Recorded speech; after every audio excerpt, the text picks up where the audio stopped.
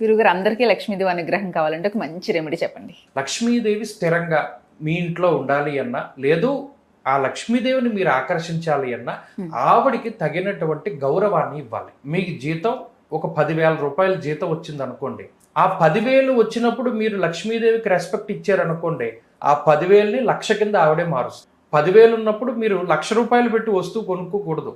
ఈఎంఐలు పెట్టాను ఇంకోటి. మీ దగ్గర 1,00,000 రూపాయలు ఉన్నప్పుడు 10,000 వస్తువు కొనుక్కోవాలి. అక్కడ మనం ఏం చేస్తున్నట్టు అంటే లక్ష్మీదేవికి గౌరవం ఇచ్చినట్టు. మన పూర్వీకులు ఇదే మాట చెప్తారు, డబ్బులకి ఎప్పుడూ గౌరవం ఇవ్వాలి. ఆ డబ్బు ఏ రూపంలోనైనా ఉండొచ్చు. లక్ష్మీదేవి అష్టలక్ష్ములుగా ఉంటుంది. ధైర్యలక్ష్మి, ధనలక్ష్మి, సంతానలక్ష్మి, సౌభాగ్యలక్ష్మి, ఇవన్నిట్లోనూ లక్ష్మీ స్వరూపమే ఉంటుంది. శివుడు కానీ లక్ష్మీదేవి కానీ అష్టమూర్తి తత్వాన్ని ప్రకటన చేస్తారు.